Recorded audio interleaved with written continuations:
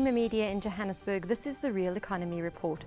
Mine Rescue Services recently opened its 4th rescue station in Steelpoort in Limpopo. Leandi Kolver has the story. The significant expansion of Limpopo's mining industry, with the number of mines increasing from 68 in 2007 to 89 in 2012, and the number of employees increasing from about 25,000 to 63,000 in the same period, led to the opening of this new rescue station to cater specifically for the needs of the mines in the Steelpoort, Burgersfort and Lydenburg areas.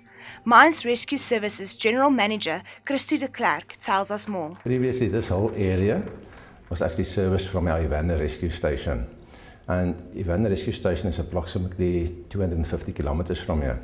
So our response time in the event of emergency, it took us too long to get here. That was the first reason, is to have the station closer, so our response time will be so much shorter. And then also all of these brigadesmen had to travel to Leandi for their 4 times a year the quarterly training.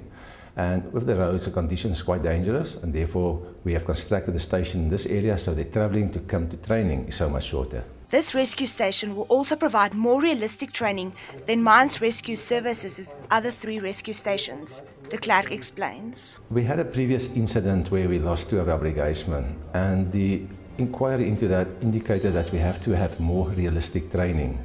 What makes the station really unique is that we actually have a physical mine.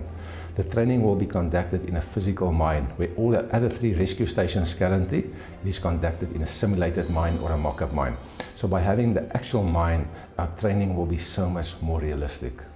Technology providers of indoor and outdoor solar lighting products, Solar Charge, has launched its first Solar Charge Centre at the Tusong Centre in Alexandra.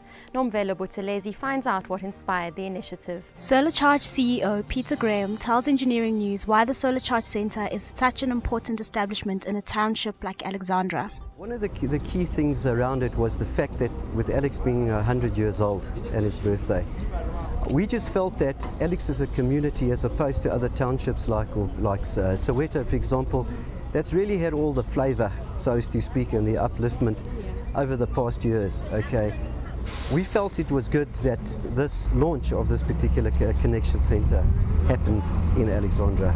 They need it, the community needs it.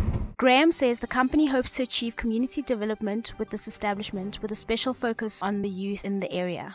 My biggest desire would be to see the youth and all the residents, for that matter, including adults, never mind the youth, from a perspective of utilising the facilities of the Connection Centre, simply because of the fact that, as I stated earlier, that you look around Alexandra and you see that no one has any internet connectivity. Yes. And fundamentally, if you don't have internet connectivity, you can't educate yourself. Yes. And it's absolutely pivotal, particularly from a youth perspective. Mm-hmm. So from that scenario, I would urge, okay, and hope that the Connection Centre is used and gets overwhelmed, okay, by the youth coming to study and learn. Other news making headlines this week: Group 5 exits the Middle East, targeting Africa as it records a 230 million rand loss.